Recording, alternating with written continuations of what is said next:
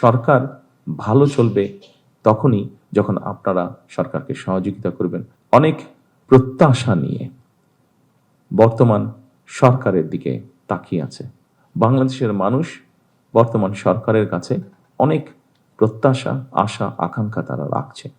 এটি আপনারা দেশের নাগরিক হিসাবে, আপনারা এই সমাজের অংশ হিসাবে এটি স্বাভাবিকভাবে আপনাদেরও ধারণা আছে।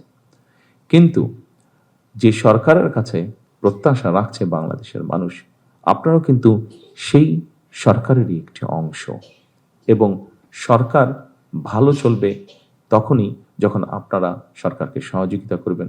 সরকার যদি ভালো করতে না পারে, স্বাভাবিকভাবে সেটির অংশীদার আমি, আপনি, আমরা সকলেই সেটির অংশীদার হব।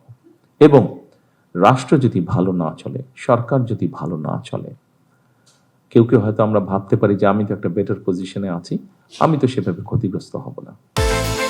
বিকাশ পেমেন্টে 10,000 টাকার বেশি অফার, শপিং চলছে তো। ঠিক আছে, আমি হলাম না, কিন্তু আমার পরিবারের বা আমার আত্মীয় স্বজন কেউ না কেউ তো ক্ষতিগ্রস্ত নিশ্চয়ই হচ্ছে, কেউ না কেউ তো কষ্ট নিশ্চয়ই পাচ্ছে। সেই জন্যই আমি প্রথমেই বলেছিলাম উপস্থিতিবৃন্দ যে আমাদের প্রত্যেকের আল্লাহর কাছে শুকরিয়া আদায় করা উচিত যে আল্লাহ আমাদেরকে একটা সুযোগ দিয়েছেন, আমাদেরকে আল্লাহ সেই পরিস্থিতি বা সুযোগ দিয়েছেন যেখানে আমরা যদি স্ব অবস্থান থেকে সচেতন হই, অবস্থান থেকে যদি আমরা কাজ করি, অবশ্যই আমরা একটা অবদান রাখতে পারবো এই দেশ গঠনের, এই সমাজ গঠনের, এই রাষ্ট্র গঠনের।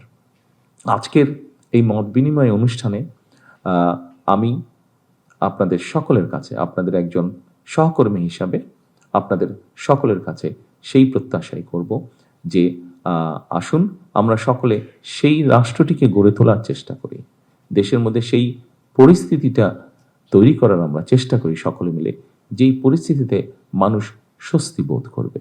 আমরা সেই রাষ্ট্রটিকে গড়ে তোলার চেষ্টা করি যেই রাষ্ট্রটিকে ঘিরে বাংলাদেশের মানুষ আশার আলো দেখতে পাবে, যেখানে এগিয়ে যাওয়ার স্পৃহা, সাহস, উদ্দীপনা মানুষ পাবে।